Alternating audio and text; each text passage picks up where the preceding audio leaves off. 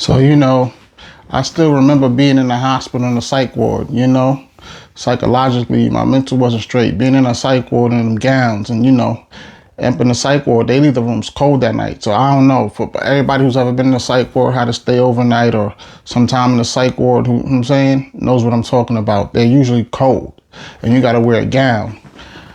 I felt so lost and down and out and broken, and it was a lot from humiliation rituals. But I remember being in a psych ward, you have no one to really turn to and no one to depend on besides yourself. I remember laying on my back, looking up at the ceiling. You know what I'm saying? Becoming my own best friend, because that's all you could do and fight against everything I was going through, all the demonic activity, the same kind of activity from them rituals or them dust blunts, from that water, from walking on water, the graveyard dirt. It had me in a hallway twerk, you know what I mean? It had my mind turned out. At times I didn't know how to feed myself. I didn't know how to give myself a shower. Like, my mind, I lost it. I went to hell and back, y'all. Like, and this is all documented. You feel me? This is all documented of things I've been through in my life, And it was crazy because I ended up becoming me and God. That's all I had. And God, as I became my own best friend, I even became best friends with God more than it was. It was like God woke me up and brought me in, and he started to like unravel the truth of what was happening. So before all of that, I was in the psych ward. I was in there in Valhalla a couple of times. I probably say 3 to 5 times in Valhalla. And I want to say about the same for when I was uptown Mount Vernon.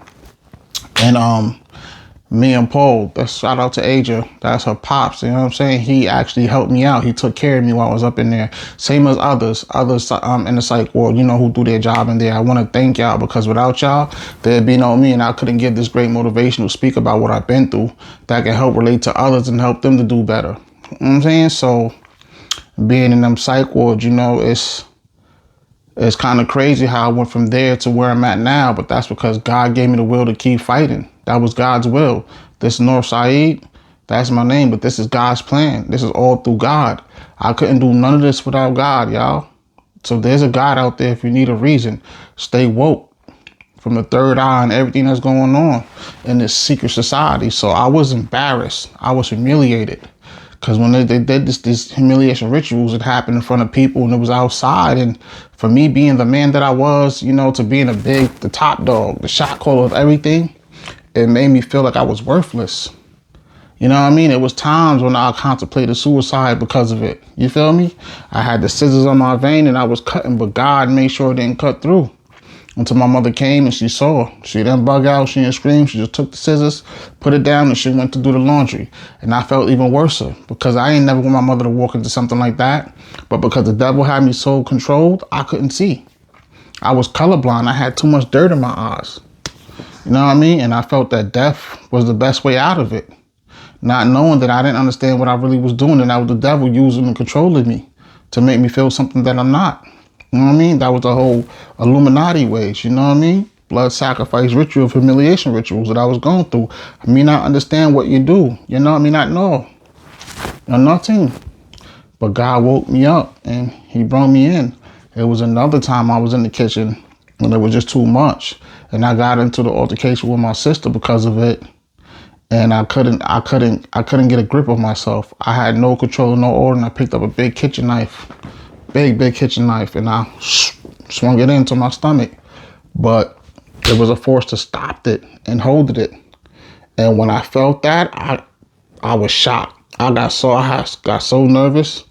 You know what I'm saying? So when I finally was able to let go of the knife, and I just lost it because I never felt the force like that. There was no one here in the physical form.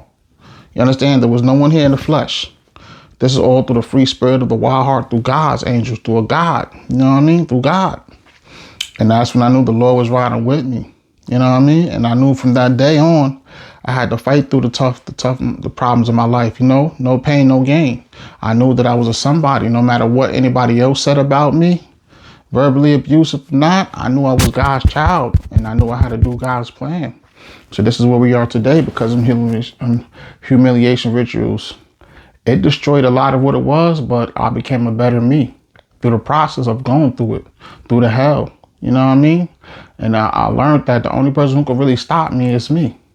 Yeah, they might have did all of them dark rituals to me, them humiliation rituals to me, and torture me and haunt me. But it's only me who can want to stop moving forward. I own my destiny. I own and control my destiny, not the wannabes of me. And they thought it was funny, but to see me now recording this, I don't think they would think it's funny at all, because I'm on top from where they left me. I'm on top from where they left me. So, you know what I mean? If this can help anybody out there, I'm hoping it helps as much of God's children as it can. I'm hoping it wakes up as much God's children as it can, because this is real. Humiliation rituals that I've been through, you know? I've been to hell and back through things like my family and friends did to me. Not really understanding what that love was about, not really understanding what led us there. But the understanding that God loved me through it all was all I needed to survive to today. This was happening when I was 15 years old. I'm 36 years old because I chose to keep standing and keep fighting, keep having faith in God. I chose to love mine, love yours. More than anything, like J. Cole said, love yours. I chose to love mine to the fullest, no matter what anybody else felt or how they want to say what about me. I'm me. Those are wannabes, you know what I mean? And I just had to come out here and give you this speech right here, you feel me? So I want to tell y'all, you know, stay on God time and stay off demon time, because some people out there, they so awful. The devil is so busy. So stay off demon time and stay on God time. It's not a debate. It's not for discussion. Real recognize real, right? Okay, I got you. You got me. We got each other, and God got us. Say it from the heart, from your spirit, from your soul. Say it as you mean it. With me. Come on. I got you. You got me. We got each other, and God got us. This is Northside, God's plan. Up with it, let's get it. And let's strengthen the bond daily. To the next episode, Aces, up with it.